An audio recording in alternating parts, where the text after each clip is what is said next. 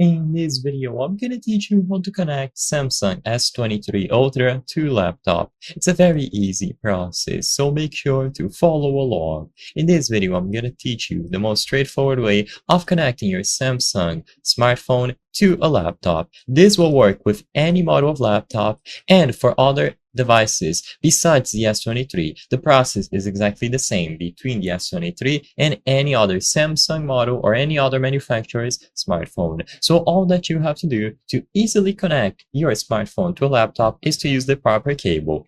So for most smartphones nowadays, you will plug a USB-C cable into the USB-C port, which usually is the charging port, at the bottom of the device, so roughly here, and the other end of the cable goes into your laptop, and usually this is going to be USB-A. However, you can also do USB-C to USB-C, so if your laptop has a USB-C port like this one, then you can just use a USB-C to USB-C cable.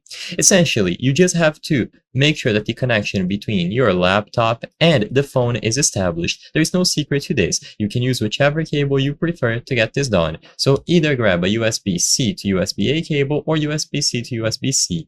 Immediately upon doing this, the Samsung phone is going to appear on the list of devices. So you can go over to the File Explorer, find the S23 here, and then you will be able to access the internal storage. You will be able to find all of your pictures, the documents that you have, your downloads, videos, and so on. And all that you have to do is establish a physical connection.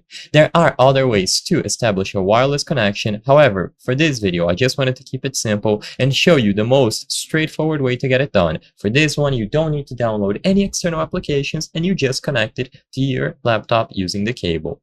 I hope I was able to help you on how to connect Samsung S23 Ultra to laptop. If this video helped you, please be sure to leave a like and subscribe for more very easy tips. Thank you for watching.